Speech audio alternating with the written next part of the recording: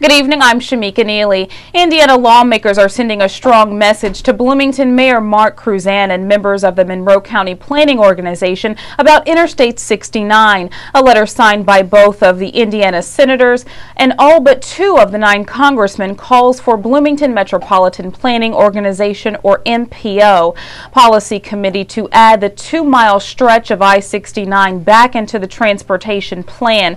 The letter addressed to Mayor Mark Cruzan, but ultimately aimed at the committee, says the I-69 project could generate as many as 12,000 jobs and billions of dollars in economic growth. In the letter, the delegation writes that Cruzan holds legitimate concerns about the project, but that he needs to work with Indiana Department of Transportation and the Federal Highway Administration to resolve his concerns. Chairman of the Policy Committee for the Metropolitan Planning Organization, Kip McDaniel, says that the letter wasn't a surprise. McDaniel says there is nothing in the letter that will change his position about I-69. Also, in a written statement, Senator Dan Coates wrote, expanding I-69 is important for long-term economic growth in Monroe County and across the state.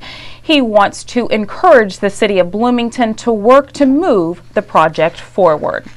The Bloomington Post Office is open at its new location on Walnut Street. The new facility has everything the old location on 4th Street had, with the exception of a distribution center. Mail is now being sorted and distributed through the location in Indianapolis.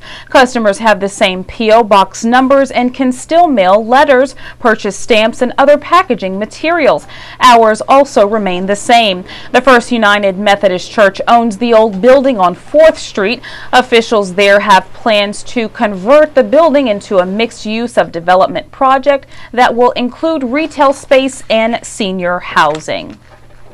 To exchange or not to exchange, that was the question organizers at the Indiana Health Insurance Exchange Symposium posed to panelists and attendees on Tuesday. A health insurance exchange is a marketplace intended to allow individuals and small business owners to shop for coverage and make better informed decisions. The federal health care law requires states to set up exchange by 2014 or to be subject to a federally run exchange program. If the federal health care law goes before the U.S. Supreme Court this session, a ruling will be likely to come by next June. A quick look at your weather.